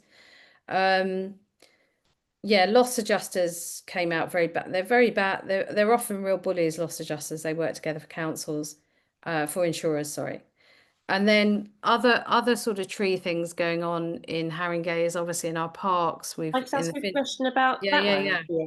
About what, sorry? About the duty to consult. And Christine might know the answer to this. When they have done the consultation, do they have to publish the results? You know, because sometimes I think with decisions like this, if they don't really want to talk about it, they just don't mention it again, and then they kind of leave everyone hanging and stressed and don't tell anyone. But do they have to make a decision and then tell you what the decision is? I'm pretty confident that the answer is yes. Okay. I mean, but there's no time scale, presumably, or is there? Do we know? I don't know. That's something I wanted to find out, because I thought they were obliged to tell you. Like a long time ago that it happened. Yeah. Yeah.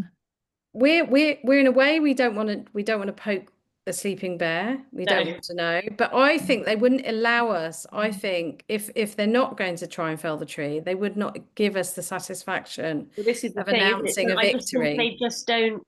They just keep quiet, don't they? And then, which is great in a way, But we can't ever say, yeah, we won. no, you can't ever say you won, and also you just never rest, do you? No. They want to keep you on your kind of, they want to keep you a bit nervous. But On yeah, your anxiety journey. Oh well. but it's a bit like whack-a-mole, you know, because it's like, you know, one tree is saved, another tree somewhere else is. But I think what I would advise to people as well is if your council's doing it, what they're supposed to do, they have to publish the trees, they have to consult, they have to. Our council on their website has a public duty to consult page. And it's worth keeping an eye on this because what you can do, you can also record the data, so you can record the numbers. They say they only fell 20 trees a year for insurance claims, which I find incredible, actually. But if they're not diseased, dead or dying, they have to publish the results. And so I'm keeping track of the numbers of trees that go up on that page. And you know, it may surpass 20. And if it does, then you'll have something to say. Another thing is, I don't know whether your councils fell trees if they're damaging pavements. So in our former tree and woodlands plan, our council didn't have a clause or whatever, a policy number. I don't know what they call them, you know, the individual bits of policy. They didn't have anything about trees giving themselves permission to fell trees if they were causing damage to pavements. In Haringey, you would have to fell every tree in Haringey because inevitably a lot of the big canopy trees are pushing up the pavements, there's cracks. So they're also in the new tree and woodlands plan, they've said very distinctly we will be felling trees if they're damaging pavements. And I don't know what your own council, whether they have a policy on this or whether it's in their tree and woodlands plan. I don't know. Vasily, do you? Yeah, I mean, although things are pretty grim in all sorts of ways in Bristol, they do all seem to turn a blind eye to damage of pavements, and they get, you know, occasionally somebody turns up and smears a bit of tarmac over the cracks and it's okay for a few more months. And then very occasionally someone does the job properly with some nice flexible, you know, rubberized tarmac. But on the whole, we're sort of the opposite end of Sheffield from the tree wars where, you know, Sheffield had this ridiculous idea of having to have straight curbs everywhere. And in Bristol, the people in charge just simply don't seem to bother. So I think it is down to the whims of individuals, and they vary depending on which local authority you happen to be in. I agree. The thing is, though, is that pavement damage isn't exempt from consultation. Yeah, so what they've been doing is publishing the pavement, the trees they're going to remove for damage to pavement. Often the trees they've shown thus far have been quite young trees as well. And sometimes they have crunched together an insurance claim and pavement damage, which makes you very suspicious because you think, well, what is it? Is it damage to a house or is it damage to a pavement? So a few of the examples, I mean, this is something we have to tackle them on. I haven't had the energy or will to do this yet, but it's like, are they hiding behind pavement damage? And it's actually just an insurance claim, but they're both not exempt, as you say. So they're both not exempt. So what's going to happen with that in Haringey? I mean, they're just going to continue to fell hundreds of trees because they're causing damage to pavements. I mean, it doesn't make any sense. There's no if you should consult and you don't, there's nothing in the Environment Act that says that there's going to be any penalty for it. But it doesn't sound like they're meeting the Environment Act at all, because pavement damage is not, it says, I'll put it in the chat, street trees that are causing damage to private property or the highway, but not posing an immediate danger, even where a risk of legal compensation and liability are likely, are not exempt. This includes proposals to remove to comply with Section 20 or 29 of the Equality Act 2010, where appropriate and proportionate engineering solutions can remedy the obstacle. So if they're felling for pavement damage, they should be providing evidence that appropriate and proportionate engineering solutions are not available. They can't be saying, oh, well, it's impossible to fix. They need to have done some investigation and to be able to evidence that, that, yeah, that they can't do it. This is just all about pushing them for evidence all the time. yeah, You know, it's disease, that's not exemption. What do you mean? You know, and did you scan it? yeah, And if it's impossible to fix it, the pavement, what did you look at? You know, where's your evidence? Did you do ground penetrating radar? You know, like where are the tree roots? How do you know? You know, they're supposed to prove it. And I think just beat them to death with requests for evidence. yeah. I think because I haven't been on it the last few months because I've had some personal issues going on. I just haven't been, but that's something that we could all do with our own councils if they're because that's just like they're just felling trees saying, oh, there's pavement damage. They're not giving. And unfortunately, in our borough, I don't know if you're looking at your own public duty to consult, but only 2 or 3 people are responding to each consultation. So I think there's a case for doing publicity around that, Sandra. So see what your council's doing on the trees that you know are going to be out for consultation. Put a notice on, say, get in touch if you want more info, because you should be holding your council to account on what the evidence is here for why they're felling this tree. This is something that it should be a campaign in every single borough in the UK, because only a few people are responding so far to the ones in Haringey. So, and I don't think they know how to respond or what to say. Ali? Yeah, I was just going to say, yeah, sort of similar to that. You know, quite handy if you've got a group of people that don't mind responding to planning applications as well, and you can search for planning applications if they're on trees, they've got a TPO in them. If they're TPO, you know, planning applications to do work to the TPO trees, they've got certain words in them. So I think sometimes you can sign up for email notifications, or you can just every now and then search for TPO in your planning portal, and then you can make sure that people are responding to applications that involve felling trees or work on trees, because once planning applications granted, and basically the only way to stop it is to take them to court, which is obviously not very fun. So that's another little thing that you can do as a group, and you'll really feel like you might be having an impact if you are losing trees to development. Hello, Gio and Ali, can you hear me?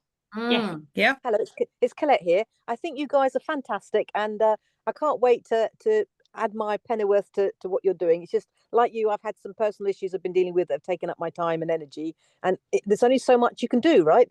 But when I was last researching it, I came across case law from about 7 years ago, where a judge determined that in an insurance situation, that where the cost of underpinning was less than the environmental value of the tree, the insurers had to underpin the property and keep the tree. And of course, we know that the way that trees are valued, in quotes, is awful. You know, they're classification tools that are used, not valuation. And the councils hide behind oh God, my brain's gone blank. CAVAT, Capital Asset Valuation of Amenity Trees, which was designed by what's called the London Tree Officers Association, which are basically the council workers trying to minimise the risk to councils. So all they were trying to do is find a way to value trees that kept the council's outgoings low. So it wasn't really done for the proper purpose of protecting trees. It was to try and mitigate council expenditure, and consequently CAVAT has been developed based on how a tree looks. That's all it is, how a tree looks. I've been learning about CAVAT recently, and I was really surprised when doing it how low the value of a tree that I thought was quite good came out. Yes. Well, this is the problem, is that they are appalling, I mean, like abysmally low scores. And because of that, people go, oh, if the cost of it, I had this locally to me, they valued a tree at £37,000, when really it was close to £700,000, its value, not 37, but thousand. So if the true value of the tree had been properly calculated, there's no way they would have taken it down.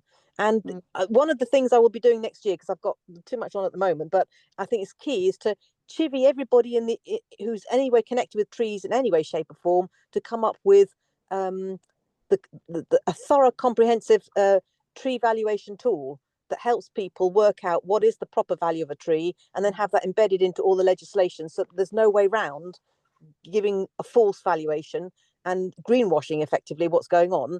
And it's going to take a lot of work and a lot of people input, and it's going to probably take about a year to do. So I'm not under any illusion that it's a small job, because it's not, but it's a very important one.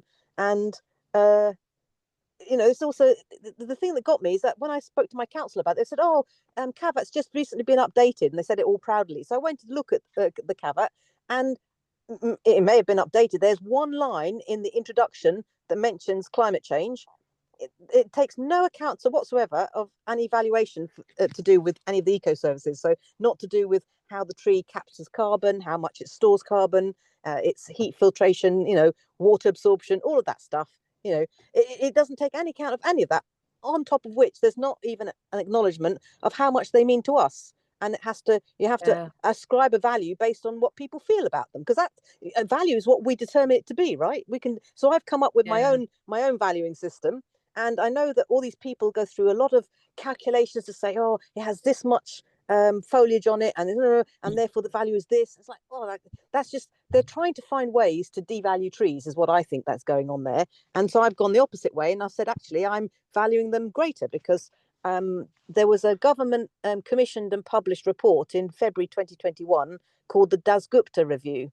And Partha Dasgupta was the economist who did the report, and it's called The Economics of Biodiversity.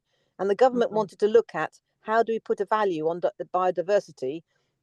And I think, this is my perception, I may be wrong on this, that the driving factor behind why the government put so much legislation in place to protect biodiversity is because the farmers wanted to have some protection for how do they get their crops pollinated. And of course, if the bees and the other insects are not bringing the pollen over and fertilizing the trees to produce the fruit, you're not going to get the harvest. So I think they were driven to protect trees on the, do the biodiversity gains that have to be written into all legislation for development. It's driven by that. And Rebecca Powell at the time was the Under Secretary of State for, I think, the environment or something like that. Anyway, she was an MP for Taunton in Somerset, I think, something like that. I contacted her constituency office and I said, you have an all-party parliamentary group for ancient woodland, but we need one for all trees, because it doesn't make sense just to protect ancient woodland. We need all trees protected. And I asked her that in the November, and in the January, the all-party parliamentary group for trees and woodland was created. So I have no idea if my input made any difference to that, because one never knows, right? But that's really good. We've been trying to get a foot in the door there for a little while through the Woodland Trust, etc. But I think they've got their own foot in the door, and they can't get another toe in for us. Yes, I wondered whether, Colette, you have any ins there.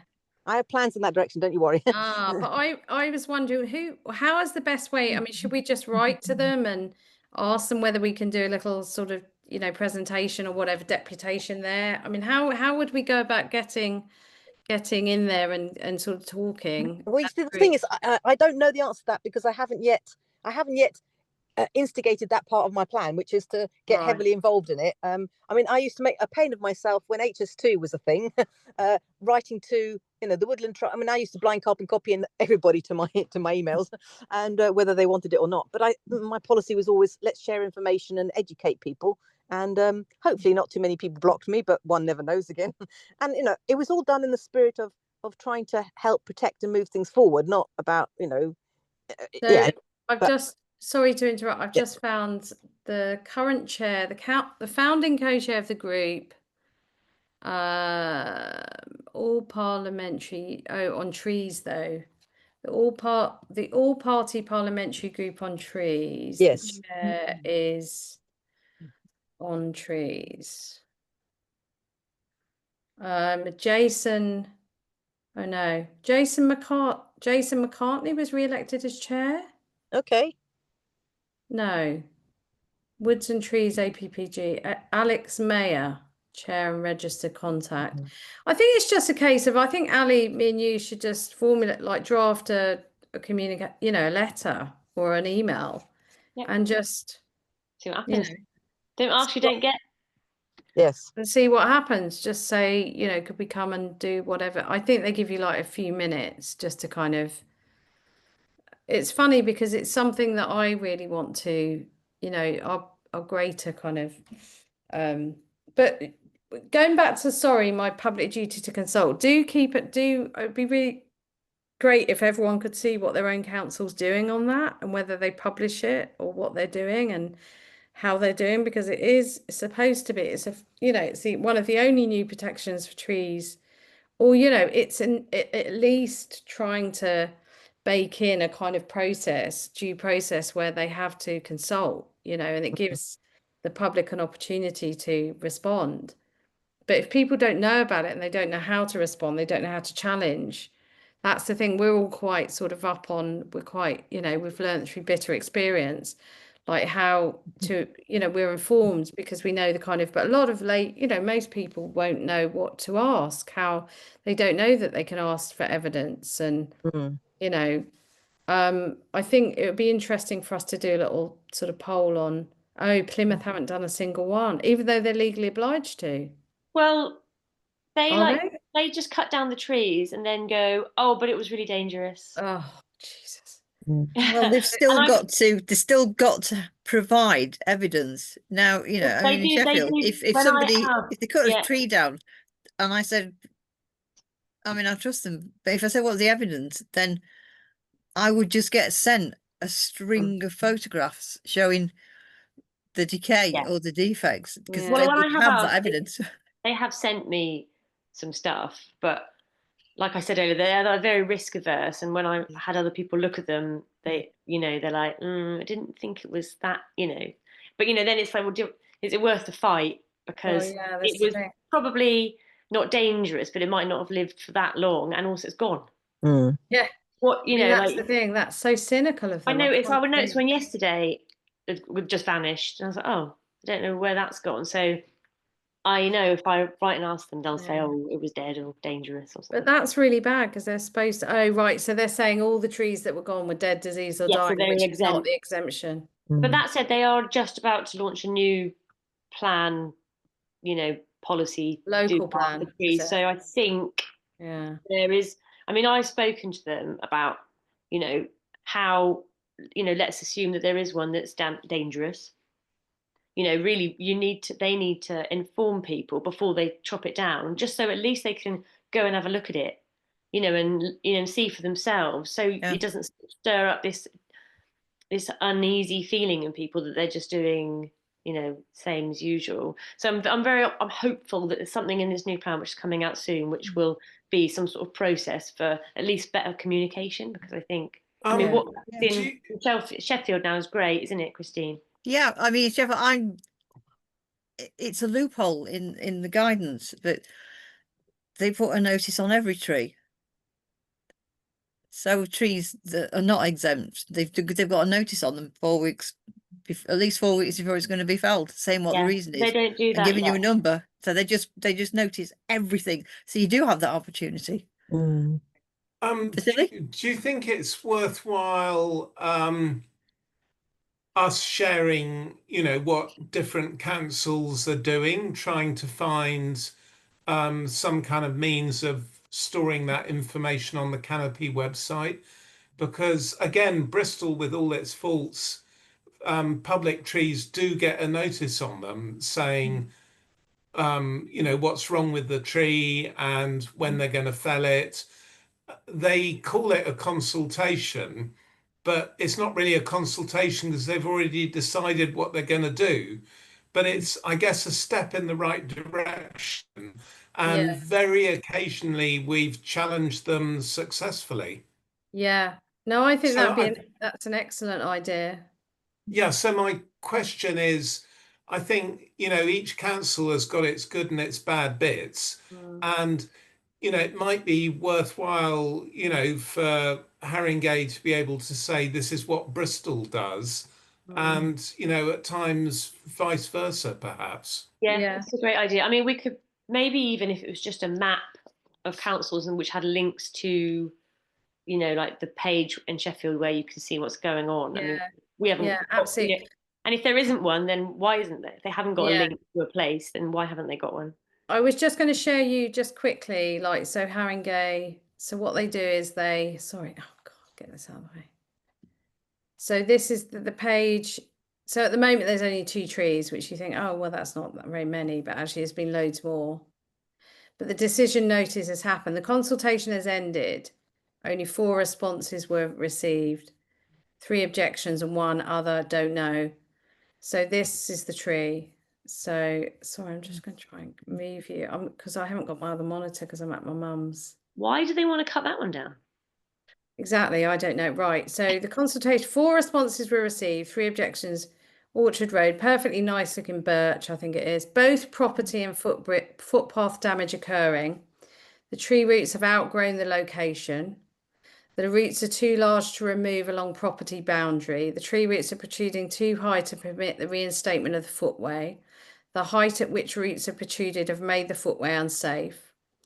Exposure of roots determined too large to cut. And then they say replacement tree will be planted in the vicinity. So you're going to chop down a perfectly nice tree and then in a complete irrational, a double, adding insult to injury, that you're going to then replace, which they won't do, by the way. They're supposed to do a 1-for-1, you know, fell one, replace one. They never do. A replacement tree will be planted in the vicinity. Well, you might get to the same position where the pavement's being damaged. So it makes It's not no even that sense. old, is it? So why? No, this is the thing. So that's one. And it just seems really, and this is the other one. And they're but small trees. Like I said, look, this one, Seymour Road. This is insurance. But that tree's tiny. It's Yeah, only I know. about twice the size as twice the size know. of the bicycle store. I know. 2 responses were received, so they're getting hardly any objections. So Yeah. we've really got to get on top of this. This tree has contributed to tree root damage to the adjacent property. Pruning was unsuccessful. I mean, how much pruning would you do of that small tree? Yeah. And they're Well, I going to mean, that replace it. one is Why would where's you- the, you know, where is the level monitoring? Neither of those constitutes evidence. No. Because, you know, I could, you know, that's like a consultation where it says the tree has contributed to, you know, an outbreak of dragons. So Yeah, you know, so we felled it, and I know. now they've gone, and you go like, And well, then- show us some photographs of the dragons. You know, oh no, I Yeah. forgot. Oh, they left. And then it Where's says the photographs of and the then actual solutions pavement damage? Solutions considered. 2-year canopy reduction was considered together with root pruning. However, this tree species would not tolerate this type of work and go into decline. Well, they've got no evidence. They've got no further detail. It's just like they're making it up as they go along. I think they're copying and pasting reasons. Yeah. What species is it? How do we know Borbus. it won't It's a tolerate white pruning? beam. It's a little white beam. They do get quite big. I tell you, one of our council guys said that they were really struggling with what to tell the public if they had to inform them of, say, like a tree needs to be fell or there was a duty to consult, because they were like, oh, we don't really want to like bamboozle people or tell people too much, and we were like, just tell them everything. Tell them everything. Treat people like idiots. You know, you can do a little summary for those people that can't be bothered to read all of it, but if you keep anything back, then it looks dodgy. Yeah, totally. And I But think they just that won't is, have it. They genuinely think that like dumbing it down is the way to go. yeah, And then, I think, I mean, I haven't been fighting these cases because they've been smaller trees and I just don't have the strength at the moment. But I think the bigger trees we will be. But even the smaller trees, it doesn't make any sense because they're then going to plant another small tree in the vicinity. I mean, you know, to me, it's like random. It's like it feels like to me, they have to give the insurance companies a certain number to satisfy them. And there's some kind of like offsetting, well, balancing the books. Well, we'll let you have a certain number, but we're going to retain those, but they have to almost, because of costs, you know, and it just seems like a chaotic game of kind of, and then whack-a-mole as well. It's like, well, how many trees? We can't fight. This is why I want us ultimately to aim for a more macro, like lobbying, trying to get the law amended, and I think our next committee meeting we'll try and strategize a bit. You know, I really feel like, because otherwise you'll be constantly, it is like whack-a-mole, you're constantly trying to fight for just the individual trees, and it ends up burning people out, and you just, you know. Well, Gio and Ali, is this something that you might consider? And I'd be very happy to contribute and do whatever I can to help you with it, where you could set up some training to help people understand how to fill in a public consultation when it's to do with saving a tree, to help them guide them through the process of how you answer it in a way that your response gets accepted and it makes an effective comment. And because I think that's extremely lacking. And like you've shown, two responses to one, four to another. If more people knew how to do it, more people would do it. And it's about educating people, but it's about getting that training out there. And I don't really have the skills to train people on it, but you might. But I will do all the preparatory Ali's work. probably even, because Ali's actually training as an ARB now, so she's going to be the professional in our midst. Hey. I mean, the other question, the question is there's no standardization in the questionnaires. So what are those questionnaires like? Because it might be, do you object to felling of this tree? Yes or no, and there be nothing, in which case you can't add a comment. Our form gives you a lot more space, so although it's quite basic, it does give you space to really put in a big chunk of text. I think that's an excellent idea. It's a template, you know, it's a template we're looking for, we can use in our area, in every area, people can adapt it. It's that's a great idea. And you know, we can certainly mention things like canopy covering, say, you know, we absolutely need this one. I mean, I don't know whether you would mention policies like you do on a planning application, because they're quite specific to your local area, aren't they? So that probably wouldn't work. But certainly you could say at this point you could mention your local plan, or what your tree and woodlands plan, your council's tree and woodlands plan says, or, you know, people would have to bring in their own, you know, but we could certainly do a template. It's just like getting it done, isn't it? Someone doing it. And I mean, I could look back at, because we did quite an intense response to our one. I could adapt. I could share that and adapt. You know, I could share that, where we had, you know, our reasons. We had like 10 reasons why this tree shouldn't go. You know, so varying from, you know, the houses are being underpinned. We were lucky. We knew that was going to happen. The insurers have agreed, but also the value of the tree to the community, the value of the tree to the area, the actual value of the tree, what it's doing for our street, you know, dispersing floodwater, absorbing, helping us breathe, helping mental health, you know. So we had a list of kind of reasons. So I can dig that out and maybe try and universalize it a bit, and maybe then I could always send it to you, Ali. You could have a look at it as well, or I could share it on our Canopy WhatsApp to say, look, feed in to maybe a Google. I mean, essentially, it's the list of all those ecosystem services, isn't it? That you know, they're I've got a few lists of them as well, and we could do that. Or certainly, that would really. But Ali, your expertise should be being used more and more as you go on in this course and this training. You're going to be able to say, what do you know about trees? Soon. No. You know, like the tree surgeons always go, I've done my 2-year training. And in fact, that's what they always say when you're standing under a tree. What do you know? I've done my 2-year training. I went to college for this. And in fact, you can say that soon. And you're a girl. And you're a girl, yeah. So you can break into the macho world of. Listen, we've got to end the meeting though. Thank you very much. So just flagging up, Paul Wood's going to be with us next time, which will be great. That'll be our last meeting for the year. We'll have to discuss whether or not, I think we come back in January, may come back in February. I don't know. We'll have to discuss that. But thank you, everyone. And Colette, be in touch, because I know you've emailed me. I remember we've been in on email quite a few times. So that's great. Well, just very quickly, next year, early in the year, I want to start preparing to do a series of talks to insurance gatherings, like exhibitions or whatever, and go and talk to the insurers and do speeches to them to explain why what they're doing is wrong and how they can do it better. So any support you could give me on that would be great too, in terms of technical stuff. That sounds brilliant. I mean, Colette, we have a working group just on insurers and trees. Yes. It's a WhatsApp group, but if you wanted to be added to that, just please email me your number, and then I can add you. And that's kind of with Linda Taylor Cottrell.